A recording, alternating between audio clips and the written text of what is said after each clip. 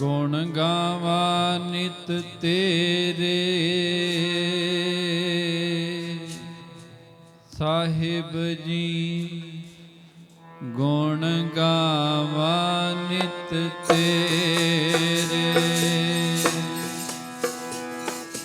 ਗੁਣ ਗਾਵਾਂ ਨਿਤ ਤੇਰੇ ਵਾਹਿਗੁਰੂ। ਗੁਣ ਗਾਵਾਂ ਨਿਤ ਤੇਰੇ ਗੁਣ ਗਾਵਾਂ ਨਿਤ ਤੇਰੇ ਸਾਹਿਬ ਜੀ। ਗੁਣ ਗਾਵਾਂ ਨਿਤ ਤੇਰੇ ਗੁਣ ਗਾਵਾਂ ਨਿਤ ਤੇਰੇ ਸਾਹਿਬ ਜੀ। ਗੁਣ ਗਾਵਾਂ ਨਿਤ ਤੇਰੇ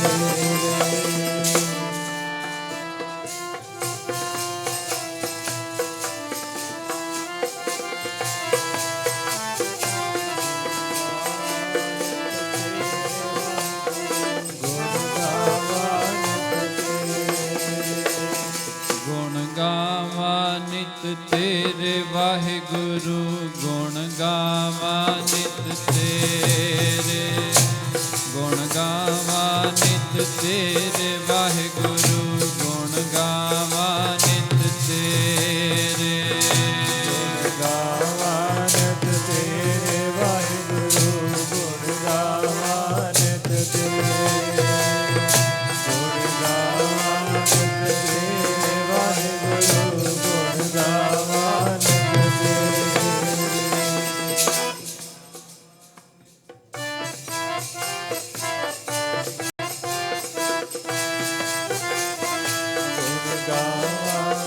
ਤੇਰੇ ਵਾਹਿਗੁਰੂ। ਗੁਣ ਗਾਵਾਂ ਨਿਤ ਤੇਰੇ ਗੁਣ ਗਾਵਾਂ ਨਿਤ ਤੇਰੇ ਗੁਣ ਗਾਵਾਂ ਨਿਤ ਤੇਰੇ ਗੁਣ ਗਾਵਾਂ ਨਿਤ ਤੇਰੇ ਗੁਣ ਗਾਵਾਂ ਨਿਤ ਤੇਰੇ ਗੁਣ ਗਾਵਾਂ ਨਿਤ ਤੇਰੇ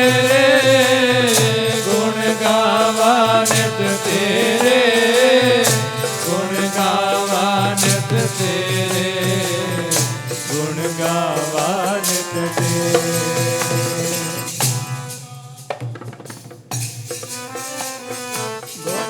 ਗਾਵਾਂ ਨਿਤ ਤੇਰੇ ਗੁਣ ਗਾਵਾਂ ਨਿਤ ਤੇਰੇ ਗੁਣ ਗਾਵਾਂ ਨਿਤ ਤੇਰੇ ਗੁਣ ਗਾਵਾਂ ਨਿਤ ਤੇਰੇ ਗੁਣ ਗਾਵਾਂ ਨਿਤ ਤੇਰੇ ਵਾਹਿਗੁਰੂ।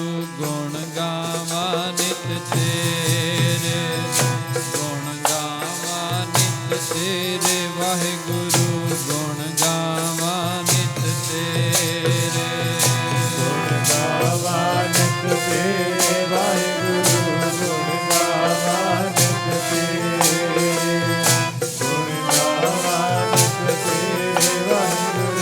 ਗੁਣ ਗਾਵਾਂ ਨਿਤ ਤੇਰੇ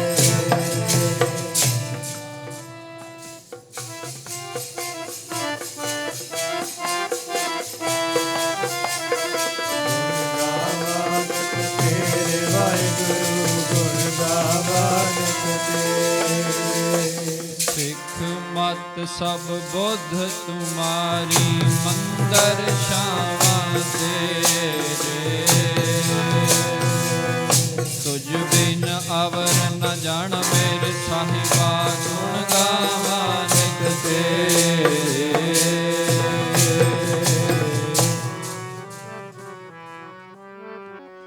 ਐਸੀ ਕਿਰਪਾ ਕਰ ਦੇਵੋ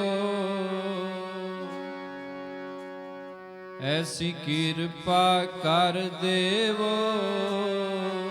ਗੁਣ ਗਾਵਾਂ ਨਿਤ ਤੇਰੇ ਕਿਰਪਾ ਕਰ ਦੇਵੋ। ਗੁਣ ਗਾਵਾਂ ਨਿਤ ਤੇਰੇ ਕਿਰਪਾ ਕਰ ਦੇਵੋ। ਗੁਣ ਗਾਵਾਂ ਨਿਤ ਤੇਰੇ ਐਸੀ ਕਿਰਪਾ ਕਰ ਦੇਵੋ। ਗੁਣ ਗਾਵਾਂ ਨਿਤ ਤੇਰੇ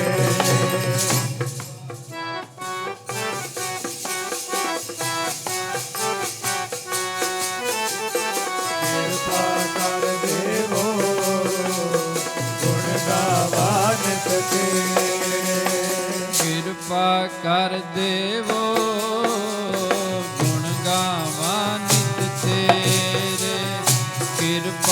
ਕਰ ਦੇਵੋ ਗੁਣ ਗਾਵਾਂ ਨਿਤ ਤੇਰੇ ਕਿਰਪਾ ਕਰ ਦੇਵੋ ਗੁਣ ਗਾਵਾਂ ਨਿਤ ਤੇਰੇ ਐਸੀ ਕਿਰਪਾ ਕਰ ਦੇਵੋ ਗੁਣ ਗਾਵਾਂ ਨਿਤ ਤੇਰੇ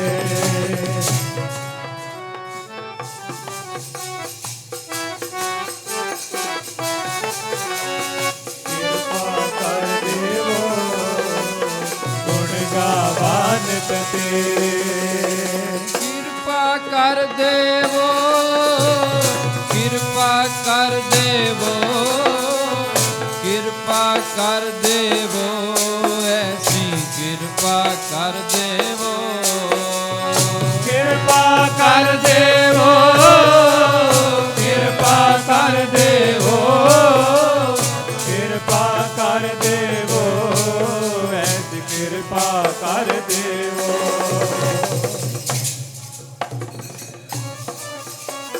ਕਿਰਪਾ ਕਰ ਦੇਵੋ ਕਿਰਪਾ ਕਰ ਦੇਵੋ ਐਸੀ ਕਿਰਪਾ ਕਰ ਦੇਵੋ ਐਸੀ ਕਿਰਪਾ ਕਰ ਦੇਵੋ ਗੁਣ ਗਾਵਾਂ ਨਿਤ ਤੇਰੇ ਕਿਰਪਾ ਕਰ ਦੇਵੋ ਗੁਣ ਗਾਵਾਂ ਨਿਤ ਤੇਰੇ ਕਿਰਪਾ ਕਰ ਦੇਵੋ ਗੁਣ ਗਾਵਾਂ ਨਿਤ ਤੇਰੇ ਐਸੀ ਕਿਰਪਾ ਕਰ ਦੇਵੋ ਗੁਣ ਗਾਵਾਂ ਨਿਤ ਤੇਰੇ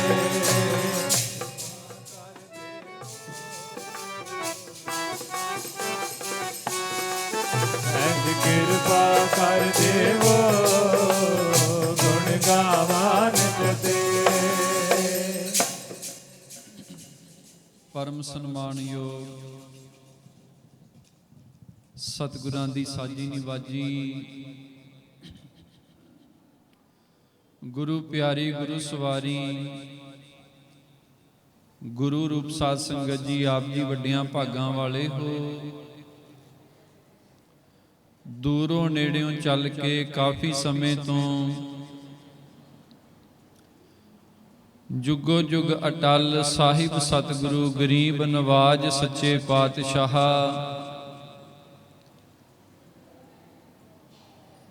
ਚਵਰ ਛਤਰ ਤਖਤ ਜੀ ਦੇ ਮਾਲਕ ਧੰਨ ਸਤਿਗੁਰੂ ਸ੍ਰੀ ਗੁਰੂ ਗ੍ਰੰਥ ਸਾਹਿਬ ਮਹਾਰਾਜ ਜੀ ਦੇ ਪਾਵਨ ਦਰਬਾਰ ਦੀਆਂ ਹਾਜ਼ਰੀਆਂ ਭਰ ਰਹੇ ਹੋ। ਸਭ ਸੰਗਤਾਂ ਗੁਰੂ ਬਖਸ਼ੀ ਫਤਿਹ ਪ੍ਰਵਾਨ ਕਰੋ ਜੀ। ਕੋਈ ਵੀ ਰਸਨਾ ਵਾਂਝੀ ਨਾ ਰਵੇ। ਇੱਕ ਵਾਰੀ ਸਾਰੇ ਗੱਜ ਕੇ ਆਖੋ ਜੀ, ਵਾਹਿਗੁਰੂ ਜੀ ਕਾ ਖਾਲਸਾ ਵਾਹਿਗੁਰੂ ਜੀ ਕੀ ਫਤਿਹ। ਸਾਧ ਸੰਗਤ ਜੀ, ਸਾਹਿਬਾਂ ਨੇ ਅਪਾਰ ਬਖਸ਼ਿਸ਼ ਰਹਿਮਤ ਕੀਤੀ ਹੈ, ਜੋ ਸਾਨੂੰ ਸਾਰਿਆਂ ਨੂੰ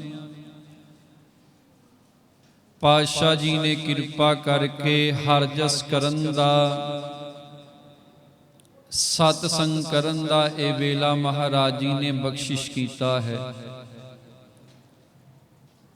ਆਪ ਜੀ ਸਾਡੇ ਤੋਂ ਪਹਿਲਾਂ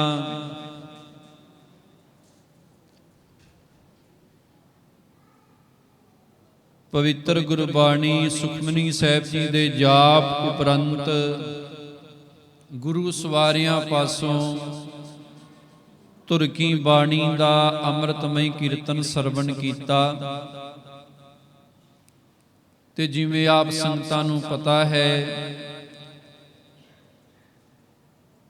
ਇਹ ਮਹੀਨੇ ਦਾ ਅਖੀਰਲਾ ਐਤਵਾਰ ਹੈ ਤੇ ਹਰੇਕ ਮਹੀਨੇ ਦੇ ਲਾਸਟ ਐਤਵਾਰ ਨੂੰ ਮਹਾਂਪੁਰਖ ਸੰਗਤਾਂ ਦੇ ਨਾਲ ਗੁਰਮਤਿ ਵਿਚਾਰਾਂ ਦੀ ਸਾਂਝ ਪਾਉਂਦੇ ਹਨ। ਥੋੜੇ ਸਮੇਂ ਦੇ ਵਿੱਚ ਮਹਾਂਪੁਰਖਾਂ ਨੇ ਪਾਤਸ਼ਾਹ ਜੀ ਦੀ ਪਵਿੱਤਰ ਹਜ਼ੂਰੀ ਅੰਦਰ ਪਹੁੰਚ ਜਾਣਾ ਹੈ। ਆਓ ਉਹਨਾਂ ਸਮਾਂ ਆਪਾਂ ਸਾਰੇ ਮਿਲ ਕੇ ਸਤਿਗੁਰ ਜੀ ਦੇ ਗੁਣ ਗਾ ਕੇ ਇਸ ਸਮੇਂ ਨੂੰ ਸਫਲ ਬਣਾਈਏ।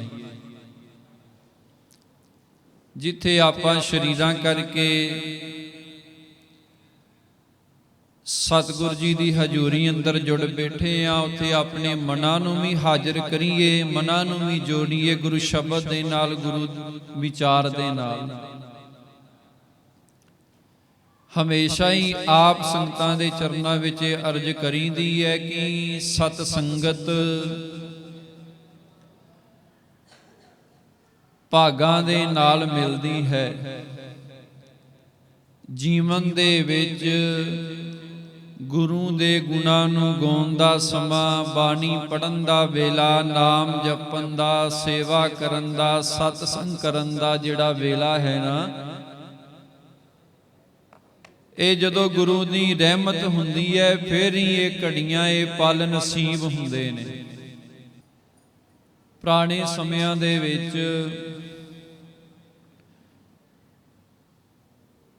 ਜਿਵੇਂ ਰਾਜੇ ਮਹਾਰਾਜੇ ਬਾਦਸ਼ਾਹ ਹੁੰਦੇ ਸਨ,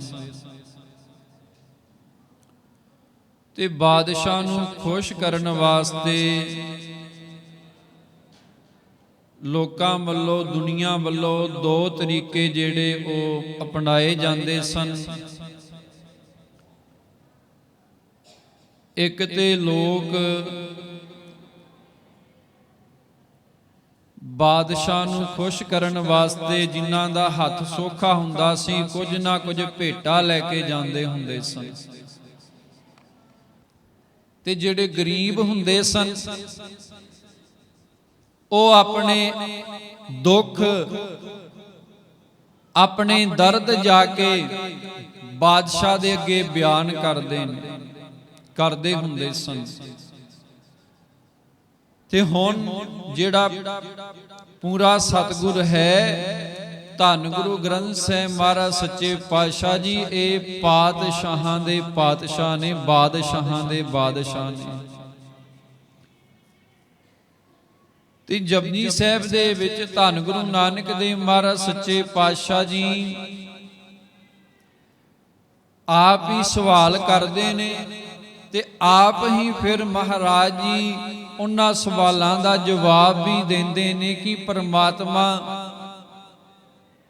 ਬਾਦਸ਼ਾਹ ਹੈ, ਬਾਦਸ਼ਾਹਾਂ ਦਾ, ਪਾਤਸ਼ਾਹਾਂ ਦਾ ਪਾਤਸ਼ਾਹ ਹੈ। ਇੱਥੇ ਤੇ ਮਹਾਰਾਜ ਕਹਿੰਦੇ ਨੇ ਪਰਮਾਤਮਾ ਤੇ ਹੈ ਹੀ ਸਭ ਤੋਂ ਵੱਡਾ ਪਾਤਸ਼ਾਹ, ਸਭ ਤੋਂ ਵੱਡਾ ਬਾਦਸ਼ਾਹ, ਪਰ ਜਿਹੜਾ ਕੋਈ ਪਰਮਾਤਮਾ ਦਾ ਨਾਮ ਜਪੇ, ਜੇ ਕੋਈ ਬੰਦਗੀ ਕਰੇ, ਤੇ ਮਹਾਰਾਜ ਕਹਿੰਦੇ ਨੇ ਜਿਸ ਨੂੰ ਬਖਸ਼ੇ ਸਿਫਤ ਸਲਾਹ, ਨਾਨਕ ਪਾਤਸ਼ਾਹੀ ਪਾਤਸ਼ਾਹ। ਜਿਹਨੂੰ ਪਰਮਾਤਮਾ ਕਿਰਪਾ ਕਰਕੇ, ਤਰਸ ਕਰਕੇ ਆਪਣੀ ਸਿਫਤ ਦੀ ਦਾਤ ਬਖਸ਼ ਦੇਵੇ ਨਾ, ਜਿਸ ਨੂੰ ਬਖਸ਼ੇ ਸਿਫਤ ਸਲਾਹ, ਨਾਨਕ ਪਾਤਸ਼ਾਹੀ ਪਾਤਸ਼ਾਹ। ਮਹਾਰਾਜ ਕਹਿੰਦੇ ਉਹ ਵੀ ਪਾਤਸ਼ਾਹਾਂ ਦਾ ਪਾਤਸ਼ਾਹ ਬਣ ਜਾਂਦਾ ਹੈ। ਦੋ ਤਰੀਕਿਆਂ ਦੇ ਨਾਲ ਲੋਕ ਬਾਦਸ਼ਾਹ ਨੂੰ ਖੁਸ਼ ਕਰਦੇ ਹੁੰਦੇ ਸਨ। ਇੱਕ ਭੇਟਾ ਲੈ ਕੇ ਜਾਂਦੇ ਸਨ, ਤੇ ਜਿਹੜੇ ਗਰੀਬ ਹੁੰਦੇ ਸਨ ਆਪਣੇ ਅੰਦਰ ਦਾ ਦੁੱਖ ਤੇ ਦਰਦ ਬਾਦਸ਼ਾਹ ਅੱਗੇ ਜਾ ਕੇ ਬਿਆਨ ਕਰਦੇ ਸਨ, ਪੁਕਾਰ ਕਰਦੇ ਸਨ। ਤੇ ਮਹਾਰਾਜ ਕਹਿੰਦੇ ਸਾਚਾ ਸਾਹਿਬ ਸਾਚ ਨਾਏ, ਭਾਖਿਆ ਪਾਓ ਅਪਾਰ, ਆਖੇ ਮੰਗਹਿ ਦੇਹ ਦੇਹ, ਦਾਤ ਕਰੇ ਦਾਤਾਰ, ਫਿਰ ਕੇ ਅੱਗੇ ਰੱਖੀਐ ਜਿਤ ਦਿਸੈ ਦਰਬਾਰ, ਮੂੰਹੋਂ ਕੇ ਬੋਲਨ ਬੋਲੀਐ ਜਿਤ ਸੁਣ ਧਰੇ ਪਿਆਰ। ਸਾਚਾ ਸਾਹਿਬ ਸਾਚ ਨਾਏ, ਉਹ ਸਾਹਿਬ ਵੀ ਸੱਚਾ ਹੈ, ਪਰਮਾਤਮਾ ਸੱਚਾ ਹੈ, ਸਦਾ ਰਹਿਣ ਵਾਲਾ ਹੈ। ਸਾਚ ਨਾਏ, ਉਹਦਾ ਨਾਮ ਵੀ ਸੱਚਾ ਹੈ।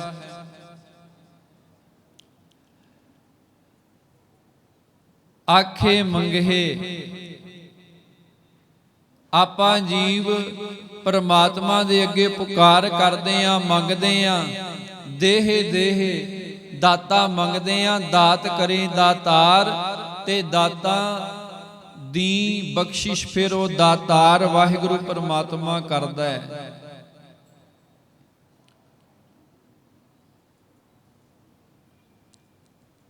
ਤੇ ਮਹਾਰਾਜ ਕਹਿੰਦੇ, ਧੰਨ ਗੁਰੂ ਨਾਨਕ ਦੇਵ ਮਹਾਰਾਜ ਜੀ ਕਹਿੰਦੇ, ਉਸ ਪਰਮਾਤਮਾ ਦੇ ਅੱਗੇ ਜਿਹਦੇ ਵਰਗਾ ਕੋਈ ਪਾਤਸ਼ਾਹ ਨਹੀਂ, ਜਿਹਦੇ ਵਰਗਾ ਕੋਈ ਬਾਦਸ਼ਾਹ ਨਹੀਂ,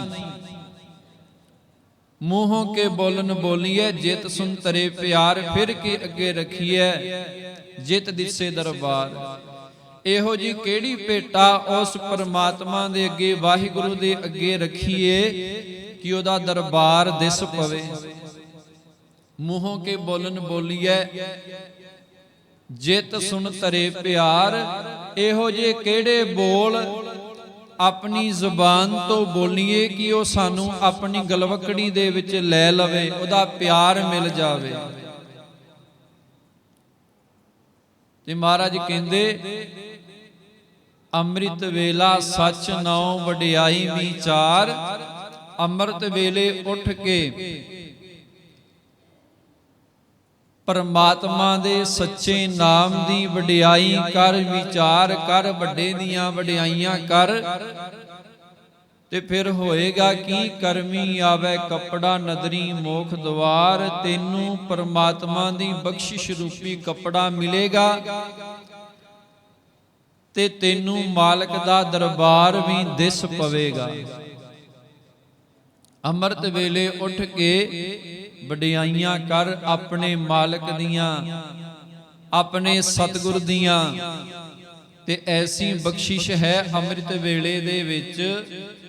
ਮਹਾਰਾਜ ਕਹਿੰਦੇ, ਮਹਾਂਪੁਰਖ ਵੀ ਕਈ ਵਾਰੇ ਬਚਨ ਆਪ ਸੰਤਾਂ ਨੇ ਸਰਵਣ ਕੀਤਾ ਹੋਏਗਾ। ਅੰਮ੍ਰਿਤ ਵੇਲੇ ਜਿਹੜੇ ਗੁਰਸਿੱਖ ਉੱਠ ਕੇ ਬਾਣੀ ਪੜ੍ਹਦੇ ਨੇ, ਨਿਤਨੇਮ ਕਰਦੇ ਨੇ, ਗੁਰੂ ਗੁਰੂ ਜਪਦੇ ਨੇ, ਗੁਰੂ ਦੇ ਸ਼ਬਦ ਦਾ ਅਭਿਆਸ ਕਰਦੇ ਨੇ, ਤੇ ਮਹਾਂਪੁਰਖ ਦੱਸਦੇ ਹੁੰਦੇ ਨੇ ਉਹਨਾਂ ਗੁਰਸਿੱਖਾਂ ਨੂੰ, ਉਹਨਾਂ ਪਿਆਰਿਆਂ ਨੂੰ ਗੁਰੂ ਦੇ ਕੋਲੋਂ ਮੰਗਣ ਦੀ ਲੋੜ ਨਹੀਂ ਪੈਂਦੀ, ਗੁਰੂ ਆਪੇ ਹੀ ਝੋਲੀਆਂ ਭਰ ਦਿੰਦਾ। ਆਖੋ ਸਤਨਾਮ ਸ੍ਰੀ ਵਾਹਿਗੁਰੂ। ਐਸੇ ਗੁਰਸਿੱਖਾਂ ਨੂੰ, ਐਸੇ ਗੁਰਮੁਖਾਂ ਨੂੰ, ਐਸੇ ਪਿਆਰਿਆਂ ਨੂੰ ਗੁਰੂ ਦੇ ਕੋਲੋਂ ਮੰਗਣ ਦੀ ਲੋੜ ਨਹੀਂ ਪੈਂਦੀ। ਧੰਨ ਗੁਰੂ ਨਾਨਕ ਦੇਵ ਮਹਾਰਾਜ ਸੱਚੇ ਪਾਤਸ਼ਾਹ ਜੀ ਦੇ ਬਚਨ ਆਉਂਦੇ ਨੇ। ਮਹਾਰਾਜ ਕਹਿੰਦੇ, ਪਹਿਲੀ ਗੱਲ ਤੇ ਅੰਮ੍ਰਿਤ ਵੇਲਾ ਗੁਰੂ ਦੀ ਬਖਸ਼ਿਸ਼ ਹੈ। ਜਿਹੜੇ ਗੁਰਸਿੱਖ ਅੰਮ੍ਰਿਤ ਵੇਲੇ ਉੱਠਦੇ ਨੇ, ਸਮਝੋ ਉਹ ਗੁਰੂ ਦੀ ਬਖਸ਼ਿਸ਼ ਉਹਨਾਂ ਗੁਰਸਿੱਖਾਂ ਤੇ ਉਹਨਾਂ ਗੁਰਮੁਖਾਂ ਤੇ ਹੈ। ਪਿਛਲ ਰਾਤੀ ਸੱਦੜਾ ਨਾਮ ਖਸਮ ਕਾ ਲੇਹ, ਖੇਮੇ ਛਤਰ ਸਦਾਏ ਚੇ ਦਿਸਨ ਰਥ ਪੀੜੇ। ਧੰਨ ਗੁਰੂ ਨਾਨਕ ਦੇਵ ਮਹਾਰਾਜ ਜੀ ਕਹਿੰਦੇ ਨੇ, ਪਿਛਲ ਰਾਤੀ ਸੱਦੜਾ, ਜਿਹੜੇ ਪਿਛਲੀ ਰਾਤ ਨੂੰ ਉੱਠ ਕੇ ਜਿਹੜੇ ਗੁਰਮੁਖ, ਜਿਹੜੇ ਗੁਰਸਿੱਖ ਅੰਮ੍ਰਿਤ ਵੇਲੇ ਉੱਠ ਕੇ ਇਸ਼ਨਾਨ ਕਰਕੇ ਗੁਰਬਾਣੀ ਦਾ ਜਾਪ ਕਰਦੇ ਨੇ, ਨਿਤਨੇਮ ਕਰਦੇ ਨੇ, ਬਾਣੀ ਪੜ੍ਹਦੇ ਨੇ, ਤੇ ਧੰਨ ਗੁਰੂ ਨਾਨਕ ਦੇਵ ਮਹਾਰਾਜ ਜੀ ਕਹਿੰਦੇ ਨੇ, ਉਹ ਪਰਮਾਤਮਾ, ਉਹ ਵਾਹਿਗੁਰੂ ਆਪ ਉਹਨਾਂ ਨੂੰ ਸੱਦੇ ਭੇਜਦਾ। ਪਿਛਲ ਰਾਤੀ ਸੱਦੜਾ ਨਾਮ ਖਸਮ ਕਾ ਲੇਹ, ਉਹੀ ਖਸਮ ਦਾ ਨਾਮ ਲੈਂਦੇ ਨੇ ਉੱਠ ਕੇ। ਤੇ ਮਹਾਰਾਜ ਕਹਿੰਦੇ, ਜਿਵੇਂ ਜਿਹੜੇ ਅੰਮ੍ਰਿਤ ਵੇਲੇ ਉੱਠ ਕੇ ਖਸਮ ਦਾ ਨਾਮ ਲੈਂਦੇ ਨੇ, ਖਸਮ ਦਾ ਨਾਮ ਜਪਦੇ ਨੇ, ਫਿਰ ਕੀ ਉਹਨਾਂ ਤੇ ਬਖਸ਼ਿਸ਼ ਹੁੰਦੀ ਹੈ, ਕੀ ਰਹਿਮਤ ਵਰਤਦੀ ਹੈ। ਧੰਨ ਗੁਰੂ ਨਾਨਕ ਦੇਵ ਮਹਾਰਾਜ ਜੀ ਕਹਿਣ ਲੱਗੇ, ਜਿਵੇਂ ਪੁਰਾਣੇ ਸਮਿਆਂ ਦੇ ਵਿੱਚ ਨਾ, ਜਦੋਂ ਬਾਦਸ਼ਾਹ ਚੱਲਦਾ ਹੁੰਦਾ ਸੀ, ਉਹਦੇ ਸਿਰ ਦੇ ਉੱਤੇ ਛਤਰ ਝੂਲਦੇ ਹੁੰਦੇ ਸਨ। ਜਦੋਂ ਬਾਦਸ਼ਾਹ ਨੇ ਚੱਲਣਾ, ਉਹਦੇ ਸਿਰ ਦੇ ਉੱਤੇ ਛਤਰ ਝੂਲਣਾ, ਹਾਥੀ ਘੋੜੇ ਨਾਲ ਚੱਲਣੇ। ਤੇ ਮਹਾਰਾਜ ਕਹਿੰਦੇ, ਜਿਹੜੇ ਗੁਰਸਿੱਖ ਅੰਮ੍ਰਿਤ ਵੇਲੇ ਉੱਠ ਕੇ ਬੰਦਗੀ ਕਰਦੇ ਨੇ, ਨਾਮ ਜਪਦੇ ਨੇ, ਗੁਰਬਾਣੀ ਦਾ ਜਾਪ ਕਰਦੇ ਨੇ, ਉਹਨਾਂ ਗੁਰਮੁਖਾਂ ਦੇ ਸਿਰਾਂ ਤੇ ਵਡਿਆਈਆਂ ਦੇ ਛਤਰ ਝੂਲਦੇ ਨੇ। ਆਖੋ ਸਤਨਾਮ। ਖੇਮੇ ਛਤਰ ਸਰਾਏ ਚ ਦਿਸਨ ਰਥ ਪੀੜੇ। ਕਹਿੰਦੇ ਜਿਵੇਂ ਰਾਜੇ ਮਹਾਰਾਜਿਆਂ ਦੇ ਕੋਲ ਹਾਥੀ ਘੋੜੇ ਹੁੰਦੇ ਸਨ, ਨਾਮ ਜਪਣ ਵਾਲੇ ਨੂੰ ਮੰਗਣ ਦੀ ਲੋੜ ਨਹੀਂ ਪੈਂਦੀ, ਆਪ ਹੀ ਵਾਹਿਗੁਰੂ ਝੋਲੀਆਂ ਭਰ ਦਿੰਦਾ ਹੈ। ਜਿਹੜੇ ਅੰਮ੍ਰਿਤ ਵੇਲੇ ਉੱਠ ਕੇ ਬੰਦਗੀ ਕਰਦੇ ਨੇ, ਐਸੀ ਕਿਰਪਾ ਹੈ, ਐਸੀ ਰਹਿਮਤ ਹੈ ਅੰਮ੍ਰਿਤ ਵੇਲੇ ਦੇ ਵਿੱਚ। ਮਹਾਰਾਜ ਕਹਿੰਦੇ, ਪਹਿਲੇ ਪੈਰੇ ਫੁੱਲੜਾ, ਫਲ ਪੀ ਪਛਾ ਰਾਤ, ਜੋ ਜਾ ਗਨ ਲਹਨ ਸਈ ਸਾਈਂ ਕੰਨੋਂ ਦਾਤ। ਦੋ ਗੱਲਾਂ ਆਈਆਂ, ਦੋ ਬਚਨ ਆਏ। ਪਹਿਲੇ ਪੈਰੇ ਫੁੱਲੜਾ, ਰਾਤ ਦਾ ਪਹਿਲਾ ਪੈਰ ਕਿਹੜਾ? ਸੰਧਿਆ ਵੇਲੇ ਤੋਂ ਬਾਅਦ ਵਾਲਾ ਪਹਿਲਾ ਪੈਰ ਹੋ ਗਿਆ ਨਾ। ਮਹਾਰਾਜ ਕਹਿੰਦੇ ਜਿਹੜੇ ਰਾਤ ਦਾ ਪਹਿਲਾ ਪੈਰ ਵੀ ਸੰਭਾਲਦੇ ਨੇ, ਭਾਵ ਕਿ ਸੰਧਿਆ ਵੇਲੇ ਜਿਹੜੇ ਰਹਿਰਾਸ ਸਾਹਿਬ ਜੀ ਦਾ ਜਾਪ ਕਰਦੇ ਨੇ, ਜਾਪ ਕਰਦਿਆਂ ਫਿਰ ਸੌਣ ਲੱਗਿਆਂ ਕੀ ਹੁਕਮ ਹੈ ਸਾਨੂੰ? ਸਤਿਗੁਰੂ ਦਾ ਕੀਰਤਨ ਸੋਹਿਲੇ ਦਾ ਪਾਠ ਕਰਨਾ। ਕਾਦੇ ਵਾਸਤੇ ਮਰਿਆਦਾ ਬਣਾਈ, ਕਾਦੇ ਵਾਸਤੇ ਹੁਕਮ ਹੈ? ਗੁਰਸਿੱਖ ਦੇ ਵਾਸਤੇ।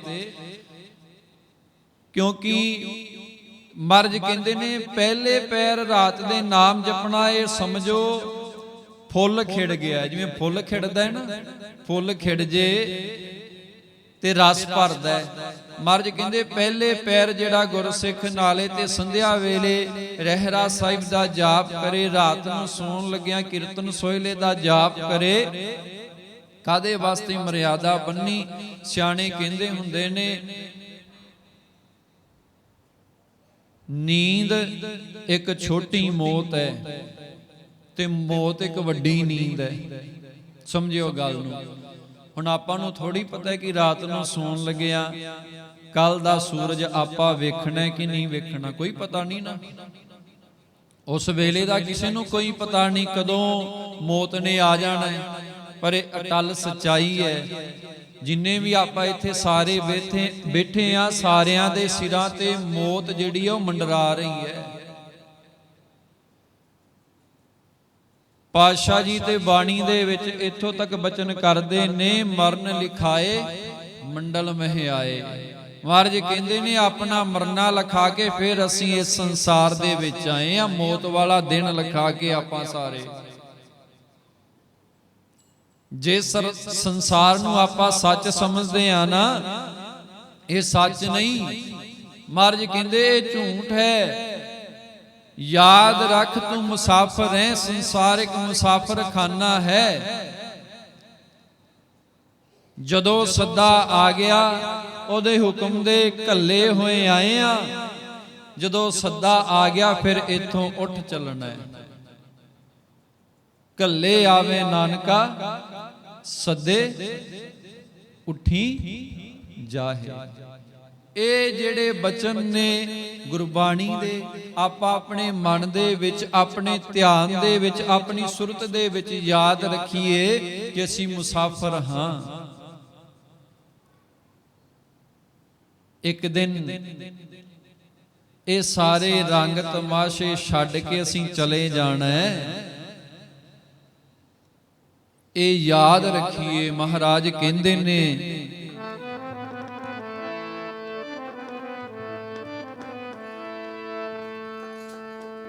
ਕੱਲੇ ਜਗ ਆਈਦਾ ਸਦਿਆਂ ਤੇ ਜਾਣਾ ਪੈਣਾ। ਕੱਲੇ ਜਗ ਆਈਦਾ ਸਦਿਆਂ ਤੇ ਜਾਣਾ ਪੈਣਾ।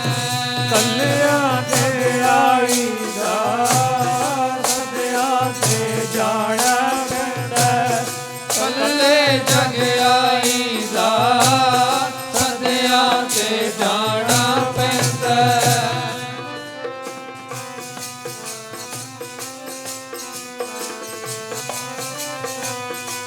ਕੱਲੇ ਜਗ ਆਈਦਾ ਸਦਿਆਂ ਤੇ ਜਾਣਾ ਪੈਂਦਾ। ਕੱਲੇ ਜਗ ਆਈਦਾ ਸਦਿਆਂ ਤੇ ਜਾਣਾ ਪੈਂਦਾ। ਕੱਲੇ ਜਗ ਆਈਦਾ ਸਦਿਆਂ ਤੇ ਜਾਣਾ ਪੈਂਦਾ। ਕੱਲੇ ਜਗ ਆਈਦਾ ਸਦਿਆਂ ਤੇ ਜਾਣਾ ਪੈਂਦਾ। ਕੱਲੇ ਜਗ ਆਈਦਾ ਸਦਿਆਂ ਤੇ ਜਾਣਾ ਪੈਂਦਾ।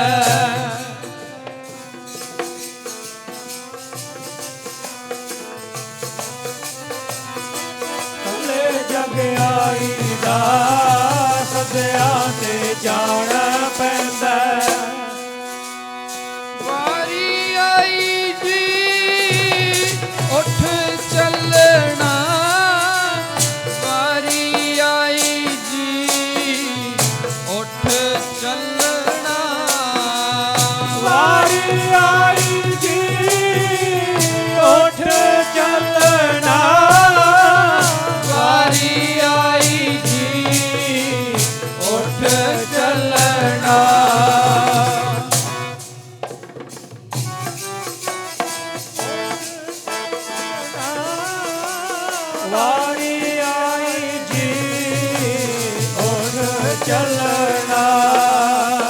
ਬੈਠਣੀ ਜਗਤ ਤੇ ਰਹਿਣਾ, ਜਗਤ ਤੇ ਰਹਿਣਾ, ਵਾਰੀ ਆਈ ਉੱਠ ਚੱਲਣਾ।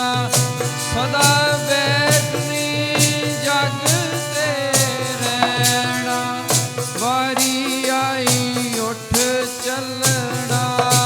ਸਦਾ ਬੈਠਣੀ ਜਗ ਰਹਿਣਾ, ਵਾਰੀ ਆਈ ਉੱਠ ਚੱਲਣਾ। ਸਦਾ ਬੈਠਣੀ ਜਗ ਵਿੱਚ ਰਹਿਣਾ, ਵਾਰੀ ਆਈ ਉੱਠ ਚੱਲਣਾ।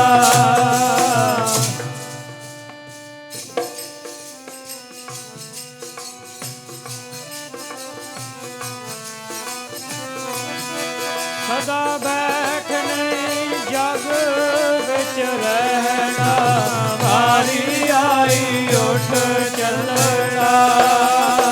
ਗਾਣਾ ਰਾਉ ਨ ਕੋਰ ਹੈ, ਰੰਗ ਨ ਤੁੰਗ ਫਕੀਰ ਵਾਰੀ ਆਪੋ ਆਪਣੀ, ਕੋਏ ਨ ਬੰਧੈ ਤੀਰ। ਆਪੋ ਆਪਣੀ ਵਾਰੀ। ਜਦੋਂ ਸੱਦਾ ਆ ਗਿਆ ਤੇ ਫਿਰ ਜਾਣਾ ਪੈਣਾ। ਇਹ ਹਮੇਸ਼ਾ ਯਾਦ ਰੱਖੀਏ। ਕੋਈ ਪਤਾ ਨਹੀਂ ਉਸ ਵੇਲੇ ਦਾ। ਲਿਖਾ ਕੇ ਆਏ ਆ ਤੇ ਜਦੋਂ ਆਵਾਜ਼ ਪਈ, ਫਰੀਦਾ ਦੋ ਦੀਵੀ ਬੁਲੰਦਿਆ, ਮਲਕ ਬੈਠਾ ਆਏ। ਗੜ ਲੀਤਾ ਕਟ ਲੂਟਿਆ, ਦੀਵੜੇ ਗਿਆ 부ਝਾਏ। ਕਹਿੰਦੇ ਜਦੋਂ ਮੌਤ ਹੁੰਦੀ ਹੈ ਨਾ, ਅੱਖਾਂ ਖੁੱਲੀਆਂ ਹੁੰਦੀਆਂ ਨੇ, ਪਤਾ ਹੀ ਨਹੀਂ ਲੱਗਦਾ ਕਦੋਂ ਆ ਜਾਂਦੀ ਹੈ। ਗੜ ਲੀਤਾ ਕਟ ਲੂਟਿਆ, ਇਸ ਸਰੀਰ ਰੂਪੀ ਕਿਲੇ ਦੇ ਉੱਤੇ ਆ ਕੇ ਕਬਜ਼ਾ ਕਰ ਲੈਂਦੀ ਹੈ ਮੌਤ। ਤੇ ਜਦੋਂ ਜਿੰਦ ਕੱਢਦੀ ਹੈ ਵਿੱਚੋਂ, ਦੀਵੜੇ ਗਿਆ 부ਝਾਏ। ਤੇ ਜਦੋਂ ਜਿੰਦ ਨਿਕਲ ਜੇ, ਫਿਰ ਇਹ ਜਿਹੜੇ ਦੋ ਦੀਵੇ ਨੇ ਅੱਖਾਂ ਵਾਲੇ ਬੰਦ ਹੋ ਜਾਂਦੇ ਨੇ, ਬੁਝ ਜਾਂਦੇ ਨੇ।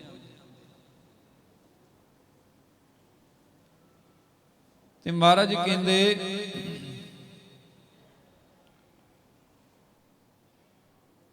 ਅੰਮ੍ਰਿਤ ਵੇਲੇ ਮਾਲਕ ਦੀਆਂ ਵਡਿਆਈਆਂ ਕਰ, ਇਹੀ ਉਹਦੀ ਭੇਟਾ ਹੈ। ਤੇ ਫਿਰ ਹੋਏਗਾ ਕੀ, ਕਰਮੀ ਆਵੇ ਕੱਪੜਾ, ਉਹਦੀ ਬਖਸ਼ਿਸ਼ ਦਾ ਕੱਪੜਾ ਤੈਨੂੰ ਮਿਲੇਗਾ।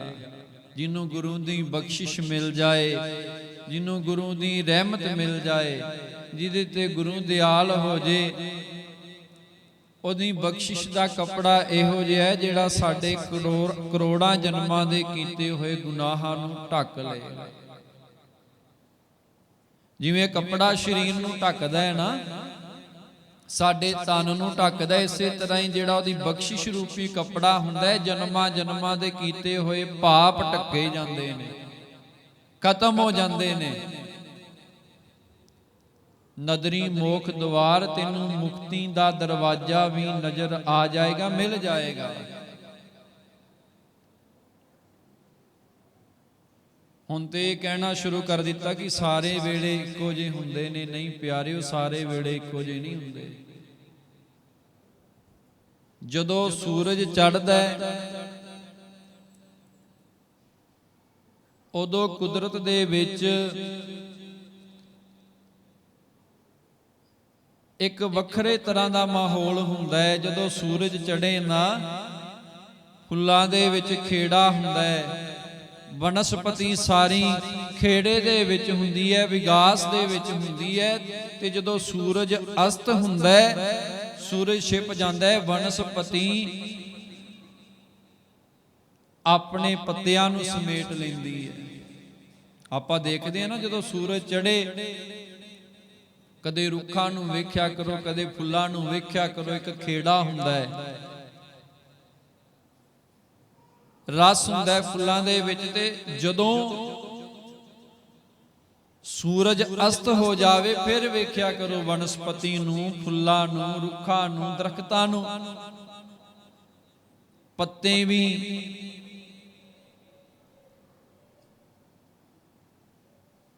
ਰੁੱਖ ਸਮੇਟ ਲੈਂਦੇ ਨੇ, ਫੁੱਲ ਜਿਹੜੇ ਸਵੇਰੇ ਖਿੜੇ ਸੀ ਉਹ ਬੰਦ ਹੋ ਜਾਂਦੇ ਨੇ, ਮੁਰਝਾ ਜਾਂਦੇ ਨੇ। ਇਸੇ ਤਰ੍ਹਾਂ ਹੀ ਪਿਆਰਿਓ ਗੁਰਬਾਣੀ ਦੇ ਵਿੱਚ ਅੰਮ੍ਰਿਤ ਵੇਲੇ ਦੇ ਪ੍ਰਥਾਏ ਅਨੇਕਾਂ ਬਚਨ ਆਉਂਦੇ ਨੇ।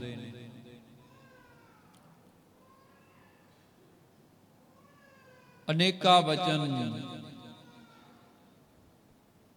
ਭਿੰਨੀ ਰਹਿਣੜੀਏ ਚਮਕਣ ਤਾਰੇ, ਜਾਗੇ ਸੰਤ ਜਨਾ ਮੇਰੇ RAM ਪਿਆਰੇ। ਜਾਂ ਇਹ ਬਚਨ ਹੁੰਦਾ ਹੈ, ਚੌਥੇ ਪੈਰ ਸੁਭਾ ਕੈ ਸੁਰਤਿਆ ਉਪਜਿਆ ਚਾਓ, ਤਿੰਨਾਂ ਦਰਿਆਵਾਂ ਸੋ ਦੋਸਤੀ ਮਨ ਮੁਖ ਸੱਚਾ ਨਾਉ। ਤੇ ਬਾਬਾ ਫਰੀਦ ਸਾਹਿਬ ਜੀ ਦੇ ਬਚਨ ਪੜ੍ਹ ਕੇ ਵਿਖੇ ਫਰੀਦਾ ਪਿਛਲ ਰਾਤ ਨਾ ਜਾਗਿਓ, ਜੀ ਵੰਦੜੋ ਮੁਇਓ। ਕਿ ਜਿਹੜੇ ਪਿਛਲੀ ਰਾਤ ਨੂੰ ਜਾਗਦੇ ਨਹੀਂ, ਅੱਲਾ ਦੀ ਇਬਾਦਤ ਨਹੀਂ ਕਰਦੇ, ਖੁਦਾ ਦੀ ਬੰਦਗੀ ਨਹੀਂ ਕਰਦੇ, ਉਹ ਜਿਉਂਦੇ ਹੀ ਮਰਿਆਂ ਦੇ ਬਰਾਬਰ ਨੇ। ਤੇ ਆਪਾਂ ਕਿਵੇਂ ਕਹਿ ਦਈਏ ਫਿਰ ਅੰਮ੍ਰਿਤ ਵੇਲਾ ਨਹੀਂ ਹੁੰਦਾ। ਧੰਨ ਗੁਰੂ ਨਾਨਕ ਦੇਵ ਮਹਾਰਾਜ ਸੱਚੇ ਪਾਤਸ਼ਾਹ ਜੀ ਜਦੋਂ ਕਲਯੁਗ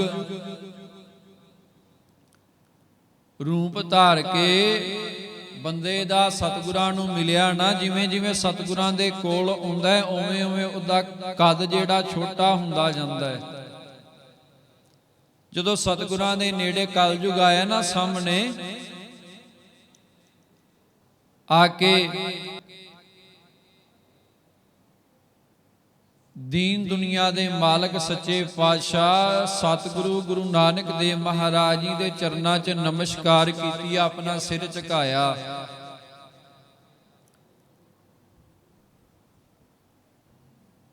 ਤੇ ਕਲਯੁਗ ਨੇ ਆਪਣੇ ਉੱਤੇ ਇੱਕ ਜੁੱਲਾ ਲਿਆ ਹੋਇਆ ਹੈ।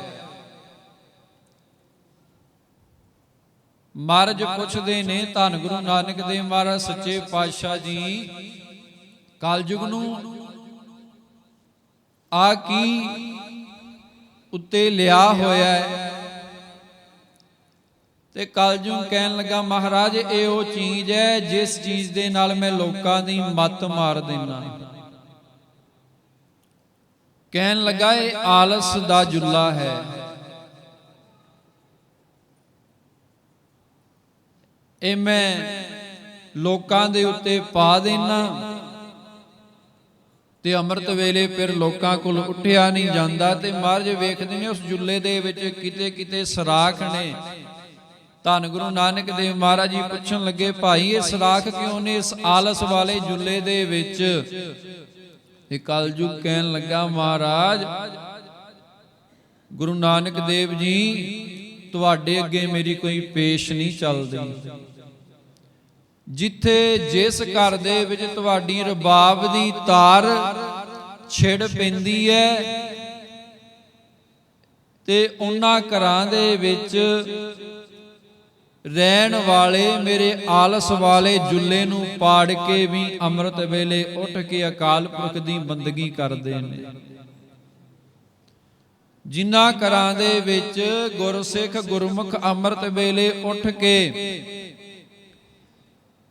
ਤੁਰ ਕੀ ਬਾਣੀ ਦਾ ਜਾਪ ਕਰਦੇ ਨੇ, ਗੁਰੂ ਦੇ ਸ਼ਬਦ ਦਾ ਅਭਿਆਸ ਕਰਦੇ ਨੇ, ਨਿਤਨੇਮ ਕਰਦੇ ਨੇ, ਉਹਨਾਂ ਦੇ ਅੱਗੇ ਮੇਰੇ ਇਸ ਆਲਸ ਵਾਲੇ ਜੁੱਲੇ ਦੀ ਵੀ ਕੋਈ ਪੇਸ਼ ਨਹੀਂ ਚੱਲਦੀ। ਉਹ ਇਹਨੂੰ ਪਾੜ ਕੇ ਇਹ ਤਾਂ ਸਰਾਖ ਹੋ ਗਏ ਨੇ ਇਹਦੇ ਵਿੱਚ।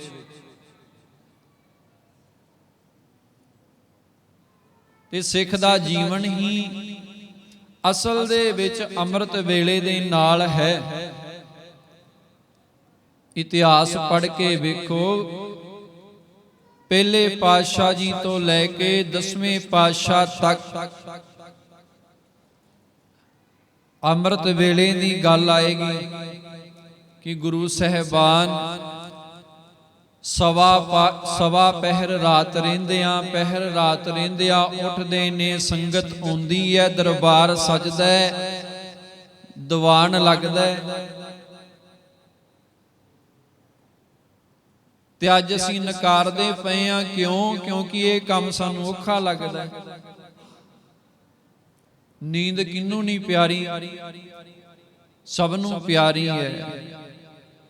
ਪਰ ਕਿਤੇ ਬਾਣੀ ਦੇ ਵਿੱਚ ਬਚਨ ਪੜ੍ਹ ਕੇ ਵੇਖੀਏ, ਮਹਾਰਾਜ ਜੀ ਕਹਿੰਦੇ ਨੇ, ਕਬੀਰ ਸੂਤਾ ਕਿਆ ਕਰ ਹੈ,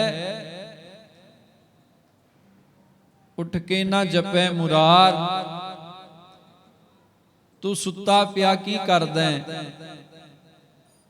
ਉੱਠ ਕੇ ਕਿਉਂ ਨਹੀਂ ਤੂੰ ਪਰਮਾਤਮਾ ਨੂੰ ਯਾਦ ਕਰਦਾ? ਚੇਤੇ ਕਰ, ਇੱਕ ਦਿਨ ਸੋਵਣ ਹੋਏਗੋ ਲਾਂਬੇ ਗੋੜ ਪਸਾਰ। ਇੱਕ ਦਿਨ ਤੇ ਪੱਕਾ ਸੋ ਜਾਣਾ ਹੈ ਨਾ, ਰੱਜ ਕੇ ਸੋ ਲਈ।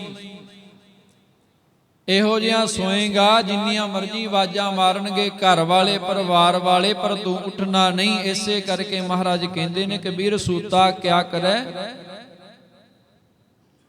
ਉੱਠ ਮੁਰਾਰ ਨੂੰ ਜਪ,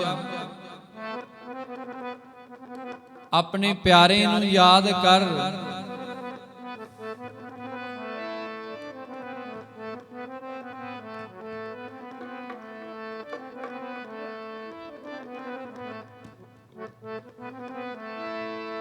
ਜਾ ਕੇ ਸੰਗ ਤੇ ਵਿਛੜਾ, ਤਾਹੀ ਕੇ ਸੰਗ ਲਾਗ। ਜਿਹਦੇ ਨਾਲ ਵਿਛੜਿਆ ਹੈ ਨਾ,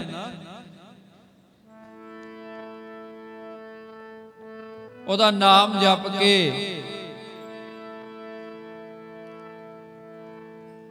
ਉਹਦੇ ਨਾਲ ਮਿਲਾਪ ਕਰ ਲੈ। ਇਹ ਮਨੁੱਖਾ ਜਨਮ ਤੇਰੇ ਕੋਲ ਮੌਕਾ ਹੈ, ਜੇ ਹੱਥੋਂ ਲੰਘ ਗਿਆ ਫਿਰ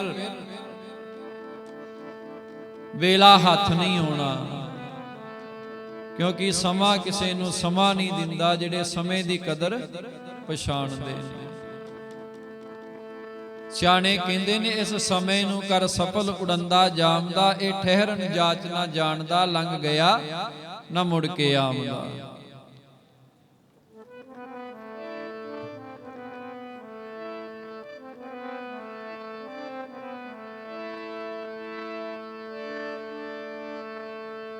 ਮੁੜ ਕੇ ਹੱਥ ਆਉਣਾ ਨਹੀਂ। ਮਹਾਰਾਜ ਕਹਿੰਦੇ ਮੁੜ ਕੇ ਨਹੀਂ ਹੱਥ ਆਉਣਾ। ਹਰ ਜਪਦਿਆਂ ਖਿੰਨ ਢਿੱਲ ਨਾ ਕੀਜਈ ਮੇਰੀ ਜਿੰਦੜੀਏ। ਮਤ ਕੇ ਜਾਪੈ ਸਾਹੋ ਆਵੇ ਕਿ ਨਾ ਆਵੇ ਰਾਮ। ਕਦੇ ਢਿੱਲ ਨਾ ਕਰੀ ਜਿੰਦੇ, ਕੋਈ ਪਤਾ ਨਹੀਂ ਅਗਲਾ ਸਾਹ ਆਉਣਾ ਕਿ ਨਹੀਂ ਆਉਣਾ। ਮੁੜ ਕੇ ਹੱਥ ਆਉਣਾ ਨਹੀਂ, ਇੱਕ ਵਾਰੀ ਲੰਘਿਆ ਵੇਲਾ। ਮੁੜ ਕੇ ਹੱਥ ਆਉਣਾ ਨਹੀਂ, ਇੱਕ ਵਾਰੀ ਲੰਘਿਆ ਵੇਲਾ। ਮੁੜ ਕੇ ਹੱਥ ਆਉਣਾ ਨਹੀਂ, ਇੱਕ ਵਾਰੀ ਲੰਘਿਆ ਵੇਲਾ। ਮੁੜ ਕੇ ਹੱਥ ਆਉਣਾ ਨਹੀਂ, ਇੱਕ ਵਾਰੀ ਲੰਘਿਆ ਵੇਲਾ।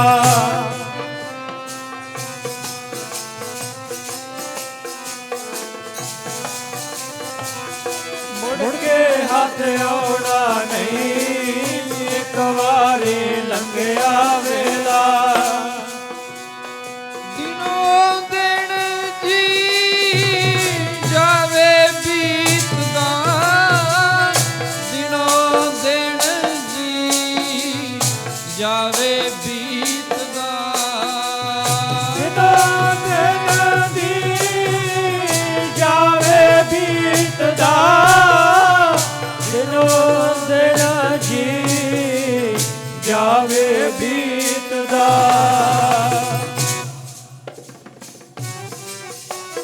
ਜਾਵੇ ਬੀਤਦਾ, ਦਿਨੋਂ ਦਿਨ ਜੀ ਜਾਵੇ ਬੀਤਦਾ।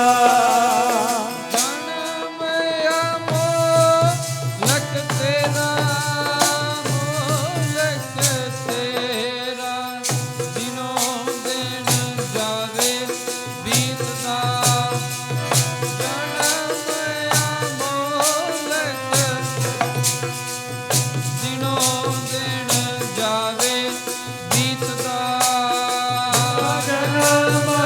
ਅਮੋਲਕ ਤੇਰਾ ਦਿਨੋ ਦਿਨ ਜਾਵੇ ਬੀਤਦਾ ਹੀਰਾ ਜਨਮ ਅਮੋਲਕ ਤੇਰਾ ਦਿਨੋ ਦਿਨ ਜਾਵੇ ਬੀਤਦਾ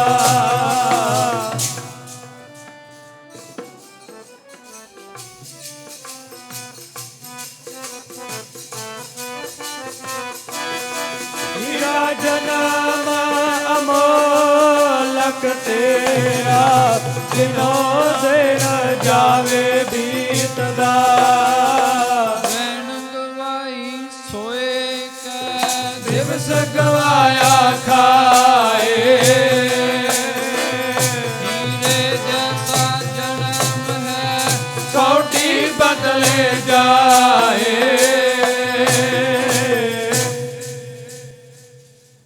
ਮਹਾਰਾਜ ਕਹਿੰਦੇ ਹੀਰੇ ਵਰਗਾ ਜਨਮ ਹੈ ਕੋਡੀਆਂ ਦੇ ਬਦਲੇ ਬੀਤਦਾ ਪਿਆ ਹੈ। ਸਮਾਂ ਲੰਘਦਾ ਜਾ ਰਿਹਾ ਉਦ ਘਟੈ ਦਿਨਸ ਰਹਿ ਨਾਰੇ ਮਨ ਗੁਰ ਮਿਲ ਕਾਜ ਸਵਾਰੇ। ਮਨਾ ਗੁਰੂ ਦੇ ਨਾਲ ਮਿਲ ਕੇ ਗੁਰੂ ਦੇ ਕੋਲ ਬਹਿ ਕੇ ਗੁਰੂ ਦੀ ਯਾਦ ਦੇ ਵਿੱਚ ਜੁੜ ਕੇ ਇਸ ਜਨਮ ਨੂੰ ਸਵਾਰ ਲੈ। ਕੋਈ ਪਤਾ ਨਹੀਂ ਉਸ ਵੇਲੇ ਦਾ ਅੰਮ੍ਰਿਤ ਵੇਲਾ ਸੰਭਾਲੀਏ ਬਾਣੀ ਬਾਣੇ ਦੇ ਨਾਲ ਜੁੜੀਏ ਅਸਲੀ ਆਨੰਦ ਆਨੰਦ ਆਨੰਦ ਸਭ ਕੋ ਕਹੈ ਆਨੰਦ ਗੁਰੂ ਤੇ ਜਾਣਿਆ।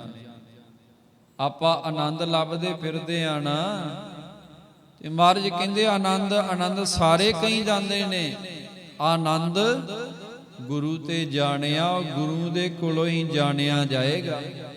ਜਦੋਂ ਗੁਰੂ ਵਾਲੇ ਬਣਾਂਗੇ ਫਿਰ ਗੁਰੂ ਤਰੀਕਾ ਦੱਸਦਾ ਢੰਗ ਦੱਸਦਾ ਉਹ ਮੈਥਡ ਦੱਸਦਾ ਕਿ ਆਨੰਦ ਤੱਕ ਕਿਵੇਂ ਪਹੁੰਚਿਆ ਜਾ ਸਕਦਾ ਹੈ। ਬਿਰਲਾ ਗੁਰਮੁਖ ਗੁਰਸਿੱਖ ਆਨੰਦ ਦੇ ਵਿੱਚ ਆਪਣੀ ਜ਼ਿੰਦਗੀ ਨੂੰ ਜਿਉਂਦਾ ਹੈ। ਹਰ ਇੱਕ ਅਨੰਤ ਸੋਗ ਨਹੀਂ ਬੀਆ ਸੋ ਘਰ ਗੁਰੂ ਨਾਨਕ ਕੋ ਦੀਆ। ਜਿੱਥੇ ਆਨੰਦ ਹੀ ਆਨੰਦ ਹੈ ਜਿੱਥੇ ਹਰਖ ਹੀ ਹਰਖ ਹੈ ਖੁਸ਼ੀ ਹੀ ਖੁਸ਼ੀ ਹੈ। ਸੋਗ ਨਹੀਂ ਬੀਆ ਸੋਗ ਦੁੱਖ ਪਰੇਸ਼ਾਨੀਆਂ ਤੇ ਉੱਥੇ ਹੈ ਹੀ ਨਹੀਂ। ਬੇਗਮਪੁਰਾ ਸ਼ਹਿਰ ਕੋ ਨਾਉ ਇਹ ਇੱਕ ਅਵਸਥਾ ਹੈ ਅੰਦਰ ਦੀ ਬੇਗਮਪੁਰਾ ਜਿੱਥੇ ਕੋਈ ਗਮ ਹੈ ਹੀ ਨਹੀਂ। ਉਸ ਅਵਸਥਾ ਦੇ ਵਿੱਚ ਜਦੋਂ ਬਾਣੀ ਪੜ੍ਹਦੇ ਆਂ ਗੁਰੂ ਦੇ ਸ਼ਬਦ ਦਾ ਅਭਿਆਸ ਕਰਦਿਆਂ ਸੁਰਤ ਪਹੁੰਚਦੀ ਹੈ ਉੱਥੇ ਫਿਰ ਪਿਆਰਿਓ ਕੋਈ ਗਮ ਨਹੀਂ ਹੈ ਕੋਈ ਦੁੱਖ ਨਹੀਂ ਹੈ ਕੋਈ ਪਰੇਸ਼ਾਨੀ ਨਹੀਂ ਹੈ ਕੋਈ ਚਿੰਤਾ ਨਹੀਂ ਹੈ ਕੋਈ ਝੋਰਾ ਨਹੀਂ ਹੈ। ਸਾਡੀ ਜ਼ਿੰਦਗੀ ਤੇ ਸਾਰੀ ਚਿੰਤਾ ਦੇ ਵਿੱਚ ਲੰਘ ਚੱਲੀ ਹੈ ਝੋਰਿਆਂ ਦੇ ਵਿੱਚ ਲੰਘ ਚੱਲੀ ਹੈ ਪਰੇਸ਼ਾਨੀਆਂ ਦੇ ਵਿੱਚ ਸਾਰੀ ਜ਼ਿੰਦਗੀ ਲੰਘ ਚੱਲੀ ਹੈ। ਕਾਰਨ ਕੀ ਹੈ ਕਿਉਂਕਿ ਅਸੀਂ ਗੁਰੂ ਦੇ ਕੋਲੋਂ ਉਹ ਤਰੀਕਾ ਜਾਣਿਆ ਹੀ ਨਹੀਂ। ਆਨੰਦ ਤੇ ਹੈ ਹੀ ਗੁਰੂ ਦੇ ਕੋਲ ਪਦਾਰਥਾਂ ਦੇ ਵਿੱਚ ਤੇ ਆਨੰਦ ਹੈ ਹੀ ਨਹੀਂ ਸੁੱਖ ਹੈ ਹੀ ਨਹੀਂ।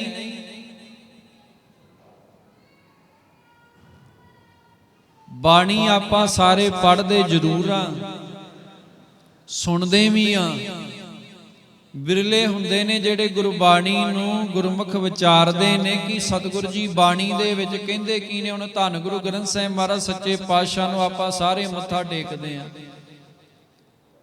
ਪਰ ਬਿਰਲੇ ਨੇ ਜਿਨ੍ਹਾਂ ਨੇ ਰੁਮਾਲਾ ਚੱਕ ਕੇ ਗੁਰੂ ਗ੍ਰੰਥ ਸਾਹਿਬ ਮਹਾਰਾਜ ਜੀ ਦੇ ਦਰਸ਼ਨ ਕੀਤੇ ਹੋਣਗੇ ਤੇ ਗੁਰੂ ਦੇ ਬਚਨ ਪੜ੍ਹ ਕੇ ਉਹਨਾਂ ਬਚਨਾਂ ਨੂੰ ਵਿਚਾਰਿਆ ਹੋਏਗਾ ਕਿ ਅਸਲ ਦੇ ਵਿੱਚ ਮਹਾਰਾਜ ਜੀ ਕਹਿੰਦੇ ਕੀ ਨੇ। ਹੁਣ ਜਪਜੀ ਸਾਹਿਬ ਦਾ ਇਹ ਬਚਨ ਹੈ ਨਾ, ਜਿੱਥੋਂ ਆਪਾਂ ਆਰੰਭਤਾ ਕੀਤੀ ਸੀ, ਫਿਰ ਕੇ ਅੱਗੇ ਰੱਖੀਏ, ਜਿ ਦਿਸੈ ਦਰਬਾਰ ਮੂੰਹ ਕੇ ਬੋਲਨ ਬੋਲੀਏ, ਜਿਤ ਸੁਣ ਧਰੇ ਪਿਆਰ ਅੰਮ੍ਰਿਤ ਵੇਲਾ ਸਚ ਨਾਉ ਵਡਿਆਈ ਵਿਚਾਰ ਕਰਮੀ ਆਵੇ ਕੱਪੜਾ ਨਦਰੀ ਮੋਖ ਦੁਆਰ। ਜਪਜੀ ਸਾਹਿਬ ਤੇ ਆਪਾਂ ਰੋਜ਼ ਪੜ੍ਹਦੇ ਆਂ,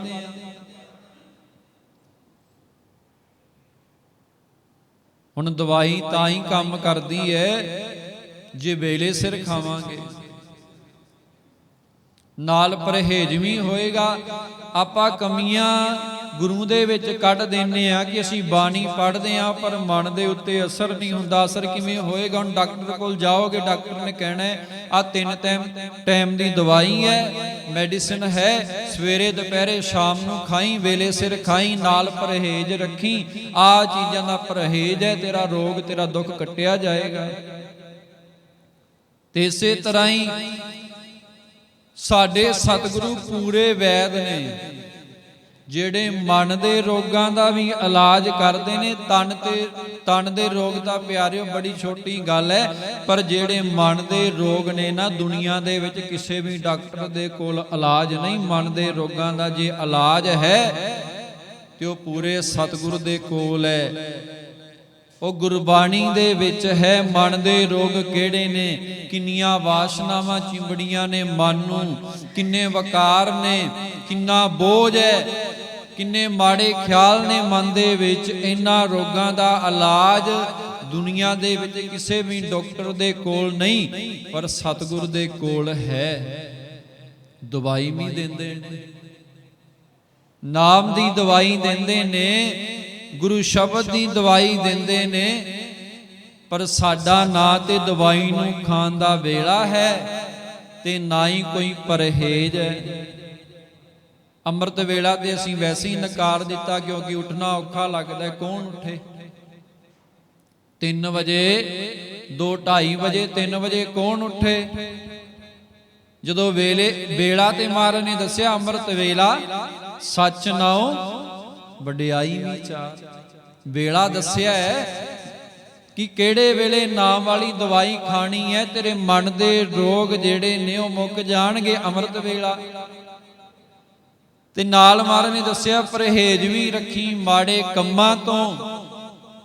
ਮਾੜਾ ਨਾ ਵੇਖੀ, ਮਾੜਾ ਨਾ ਸੁਣੀ, ਮਾੜਾ ਨਾ ਬੋਲੀ, ਮਾੜੇ ਪਾਸੇ ਪੈਰਾਂ ਨਾਲ ਚੱਲ ਕੇ ਨਾ ਜਾਈ, ਇਹਨਾਂ ਹੱਥਾਂ ਦੇ ਨਾਲ ਕਿਸੇ ਦਾ ਮਾੜਾ ਨਾ ਕਰੀ। ਇਹ ਪਰਹੇਜ ਹੈ। ਦਵਾਈ ਦੇ ਵਿੱਚ ਕੋਈ ਕਮੀ ਨਹੀਂ। ਸਾਡੇ ਸਤਿਗੁਰ ਐਸੇ ਸੁਜਾਨ ਵੈਦ ਨੇ, ਧੰਨ ਗੁਰੂ ਨਾਨਕ ਦੇਵ ਮਹਾਰਾਜ ਜੀ ਨੇ ਇਸੇ ਗੁਰਬਾਣੀ ਰੂਪੀ ਦਵਾਈ ਦੇ ਨਾਲ, ਨਾਮ ਰੂਪੀ ਦਵਾਈ ਦੇ ਨਾਲ ਵੱਡੇ ਵੱਡੇ ਰੋਗੀਆਂ ਦੇ ਰੋਗ ਜਿਹੜੇ ਉਹ ਤੋੜ ਦਿੱਤੇ। ਸੱਜਣ ਠੱਗ ਵਰਗੇ, ਭੂਮੀਏ ਚੋਰ ਵਰਗੇ, ਵਲੀ ਕੰਧਾਰੀ ਵਰਗੇ, ਨੂਰ ਸ਼ਾਹ ਜਾਦੂਗਰਨੀ, ਕਿੰਨਿਆਂ ਦੇ ਰੋਗ ਤੋੜੇ ਇਸ ਬਾਣੀ ਦੇ ਨਾਲ। ਬਾਣੀ ਤੇ ਉਹੀ ਹੈ, ਪਰ ਕਮੀ ਕਿੱਥੇ ਹੈ, ਘਾਟ ਕਿੱਥੇ ਹੈ? ਸਾਡੇ ਵਿੱਚ ਹੈ। ਵੇਲੇ ਸਿਰ ਅਸੀਂ ਦਵਾਈ ਨਹੀਂ ਖਾਂਦੇ, ਜੇ ਖਾਂਦੇ ਆ ਫਿਰ ਪਰਹੇਜ ਕੋਈ ਨਹੀਂ। ਗੁਰੂ ਦੀ ਖੁਸ਼ੀ ਉਸ ਸਿੱਖ ਤੇ ਹੁੰਦੀ ਹੈ ਜਿਹੜਾ ਸਿੱਖ ਗੁਰੂ ਦਿਆਂ ਬਚਨਾਂ ਨੂੰ ਮੰਨਦਾ ਹੈ। ਸੰਤੋ ਸਾਗਰ ਪਾਰ ਉਤਰੀਐ, ਜੇ ਕੋ ਬਚਨ ਕਮਾਵੇ ਸੰਤਨ ਕਾ, ਸੋ ਗੁਰ ਪ੍ਰਸਾਦੀ ਤਰੀਐ। ਉਹੀ ਸਿੱਖ ਗੁਰੂ ਦੀ ਕਿਰਪਾ ਦੇ ਨਾਲ ਤਰ ਜਾਂਦਾ ਹੈ ਇਸ ਭਵ ਸਾਗਰ ਨੂੰ। ਤੇ ਆਓ ਆਪਾਂ ਵੀ ਸਾਰੇ ਗੁਰਬਾਣੀ ਦੇ ਨਾਲ ਜੁੜੀਏ, ਅੰਮ੍ਰਿਤ ਵੇਲੇ ਦੇ ਨਾਲ ਜੁੜੀਏ, ਬਾਣੀ ਬਾਣੇ ਦੇ ਧਾਰਨੀ ਹੋਈਏ, ਅੰਮ੍ਰਿਤ ਛਕੀਏ, ਗੁਰੂ ਵਾਲੇ ਬਣੀਏ, ਖੰਡੇ ਦੀ ਪੋਲ ਲੈ ਕੇ ਆਪਣਾ ਇਹ ਮਨੁੱਖਾ ਜਨਮ ਜਿਹੜਾ ਹੈ ਉਹ ਸਫਲ ਬਣਾਈਏ, ਸੁਹੇਲਾ ਕਰੀਏ। ਤੇ ਅਰਦਾਸ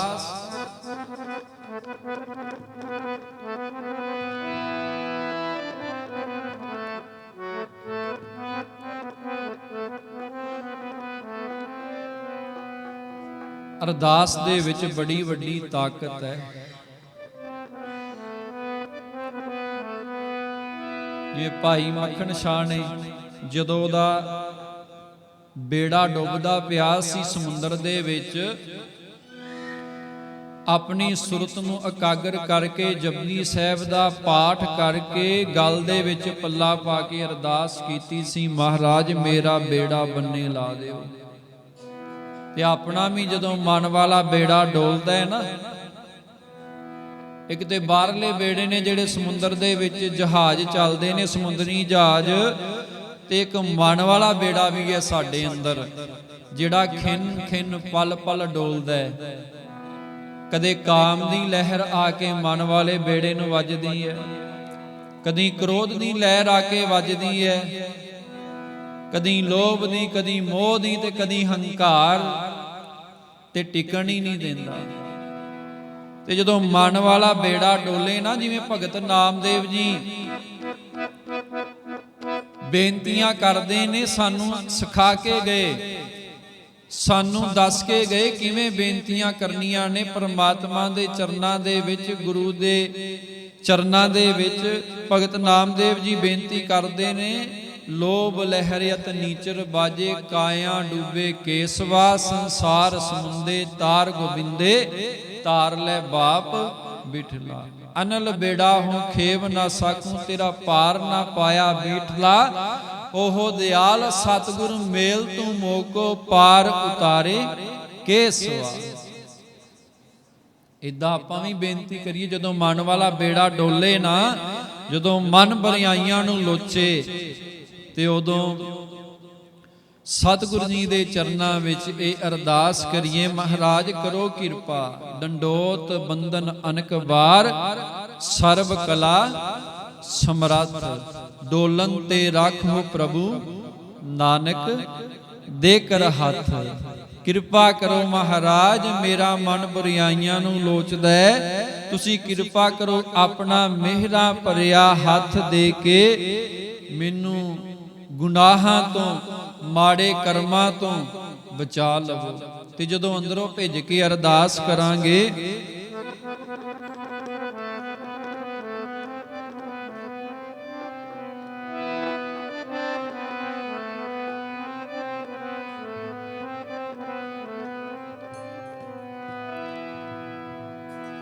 ਜਦੋਂ ਮਾਲਕ ਦੇ ਅੱਗੇ ਅਰਦਾਸ ਕਰਾਂਗੇ ਤੇ ਮਹਾਰਾਜ ਕਹਿੰਦੇ, ਨਾਨਕ ਲਹਿਰੀ ਲੱਖ ਸਿਆਣ, ਡੁੱਬਣ ਦੇ ਨਾ ਮਾਪੀਰੀ।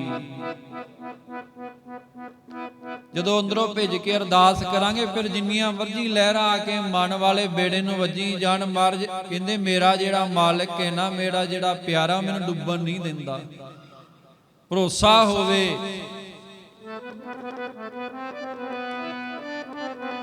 ਤੇ ਆਓ ਆਪਾਂ ਵੀ ਮਿਲ ਕੇ ਇਹ ਬੇਨਤੀ ਕਰੀਏ,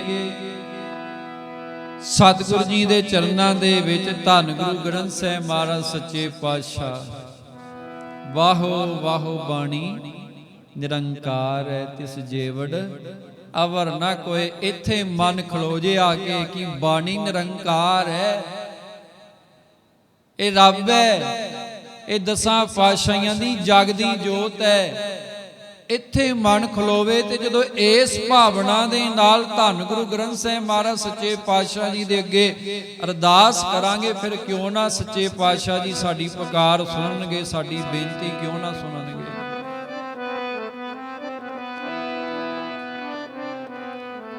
ਤੇ ਆਓ ਕੋਈ ਵੀ ਰਸਨਾ ਵਾਂਝੀ ਨਾ ਰਵੇ, ਸਾਰੇ ਮਿਲ ਕੇ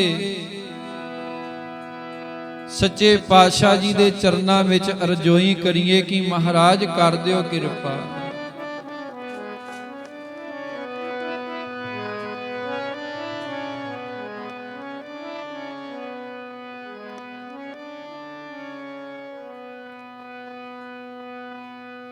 ਅੱਗੇ ਕਈ ਜਨਮਾਂ ਦੇ ਵਿਛੜੇ,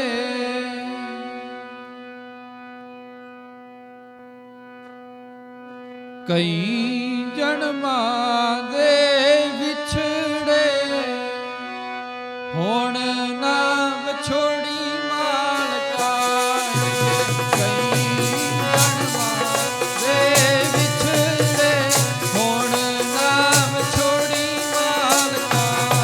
ਅੱਗੇ ਕਈ ਜਨਮਾਂ ਦੇ ਵਿਛੜੇ ਹੁਣ ਨਾ ਵਿਛੋੜੀ ਮਾਲਕਾ ਅੱਗੇ ਕਈ ਜਨਮਾਂ ਦੇ ਵਿਛੜੇ ਹੁਣ ਨਾ ਵਿਛੋੜੀ ਮਾਲਕਾ ਵਿਛੜੇ ਹੁਣ ਨਾ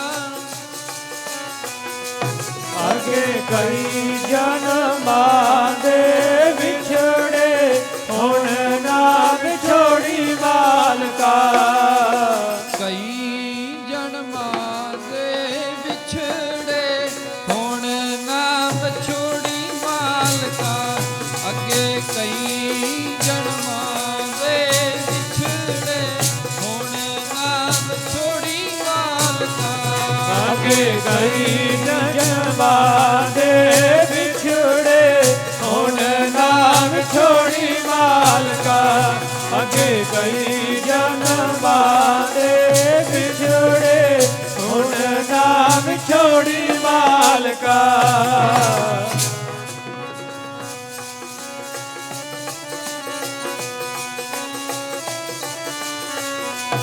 ਅੱਗੇ ਕਈ ਜਨਮਾਂ ਦੇ ਵਿਛੜੇ ਹੁਣ ਨਾ ਵਿਛੋੜੀ ਮਾਲਕਾ ਹੁਣ ਨਾ ਜੀ ਵਿਛੋੜੀ ਮਾਲਕਾ ਹੁਣ ਨਾ ਜੀ ਵਿਛੋੜੀ ਮਾਲਕਾ ਹੁਣ ਨਾ ਜੀ ਵਿਛੋੜੀ ਮਾਲਕਾ ਹੁਣ ਨਾ ਜੀ ਵਿਛੋੜੀ ਮਾਲਕਾ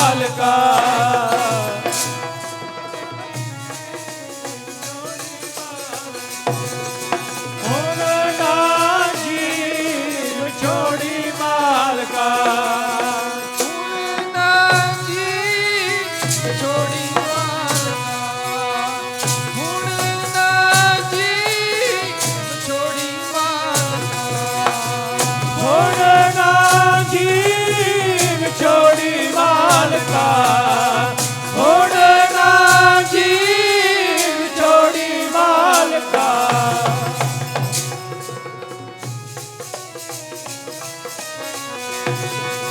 ਹੁਣ ਨਾ ਜੀ ਵਿਛੋੜੀ ਮਾਲਕਾ ਇਹ ਬੇਨਤੀ ਕਰੀਏ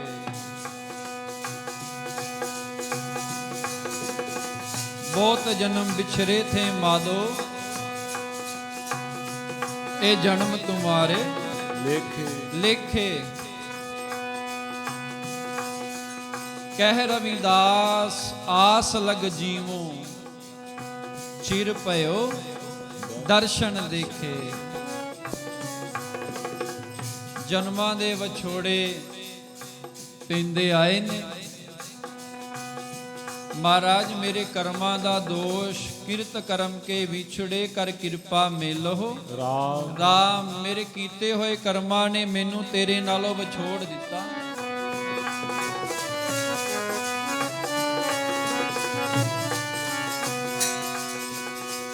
ਪਰ ਤੂੰ ਕਿਰਪਾ ਕਰਕੇ ਮੇਲ ਲੈ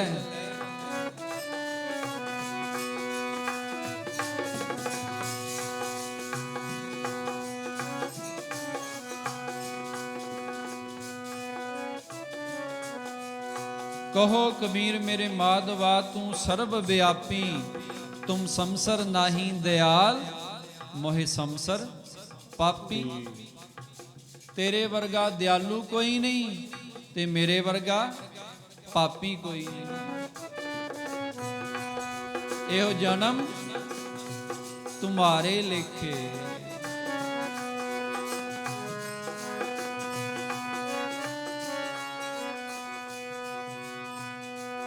एहो जन्म तुम्हारे लिखे लिखे विच लाली मालका एहो जन्म तुम्हारे लिखे लिखे विच लाले मालका एहो जन्म तुम्हारे लिखे लिखे विच लाले मालका एहो जन्म तुम्हारे लिखे लिखे विच लाल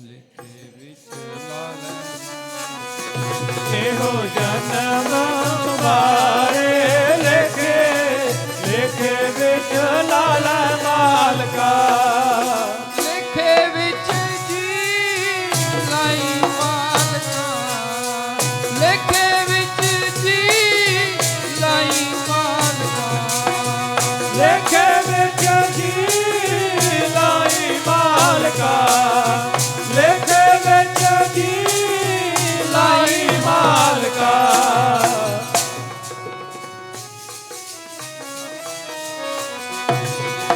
ਲਿਖੇ ਵਿੱਚ ਜੀ ਲਾਈ ਮਾਲਕਾ ਲਿਖੇ ਵਿੱਚ ਜੀ ਲਾਈ ਮਾਲਕਾ ਲਿਖੇ ਵਿੱਚ ਜੀ ਲਾਈ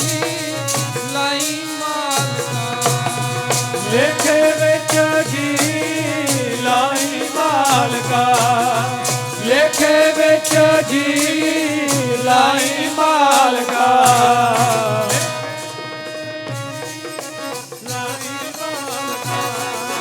ਲਿਖੇ ਵਿੱਚ ਜੀ ਲਾਈ ਮਾਲਕਾ ਲਿਖੇ ਵਿੱਚ ਜੀ ਲਾਈ ਮਾਲਕਾ ਲਿਖੇ ਵਿੱਚ ਜੀ ਲਾਈ ਮਾਲਕਾ ਲਿਖੇ ਵਿੱਚ ਜੀ ਲਾਈ ਮਾਲਕਾ ਲਿਖੇ ਵਿੱਚ ਜੀ ਲਾਈ ਮਾਲਕਾ ਲਿਖੇ ਵਿੱਚ ਜੀ ਲਾਈ ਮਾਲਕਾ ਲਿਖੇ ਵਿੱਚ ਜੀ ਲਾਈ ਮਾਲਕਾ ਜਨਮ ਤੁਮਾਰੇ ਲਿਖੇ ਲਿਖੇ ਵਿੱਚ ਲਾਈ ਮਾਲਕਾ ਇਹੋ ਜਨਮ ਤੁਮਾਰੇ ਲਿਖੇ ਲਿਖੇ ਵਿੱਚ ਲਾਈ ਮਾਲਕਾ ਇਹੋ ਜਨਮ ਤੁਮਾਰੇ ਲਿਖੇ ਲਿਖੇ ਵਿੱਚ ਲਾਈ ਮਾਲਕਾ ਇਹੋ ਜਨਮ ਤੁਮਾਰੇ ਲਿਖੇ ਲਿਖੇ ਵਿੱਚ ਲਾਈ ਮਾਲਕਾ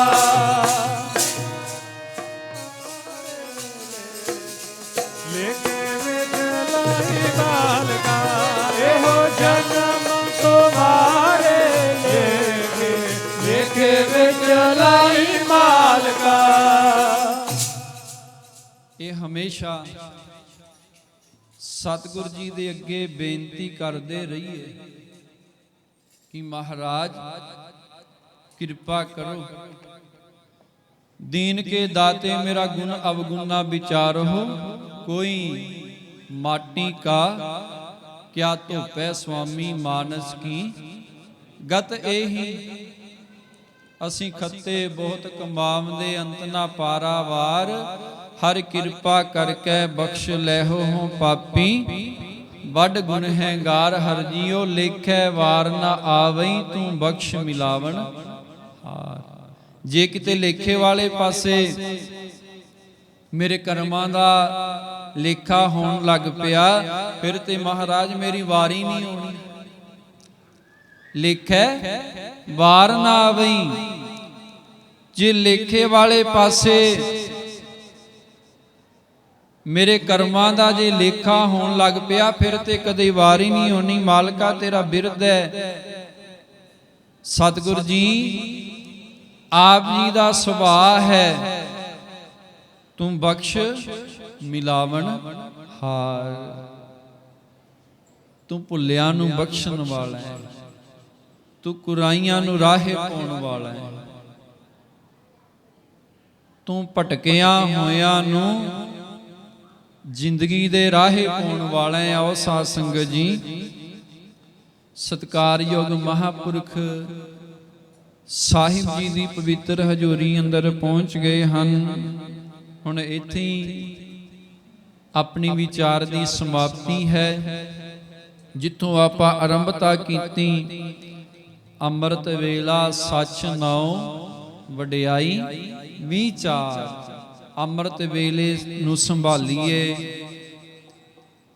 ਉਸ ਵਾਹਿਗੁਰੂ ਦੇ ਸੱਚੇ ਨਾਮ ਦੀਆਂ ਵਡਿਆਈਆਂ ਕਰੀਏ, ਵਿਚਾਰਾਂ ਕਰੀਏ ਤੇ ਮਾਲਕ ਖੁਸ਼ ਹੋ ਕੇ, ਦਿਆਲ ਹੋ ਕੇ ਸਾਨੂੰ ਆਪਣੀ ਬਖਸ਼ਿਸ਼ ਰੂਪੀ ਕੱਪੜਾ ਦੇਵੇਗਾ ਤੇ ਨਾਲ ਹੀ ਸਾਨੂੰ ਮੁਕਤੀ ਦਾ ਜਿਹੜਾ ਦਰਵਾਜ਼ਾ ਹੈ, ਦੁਆਰ ਹੈ, ਉਹ ਮਿਲ ਜਾਵੇਗਾ।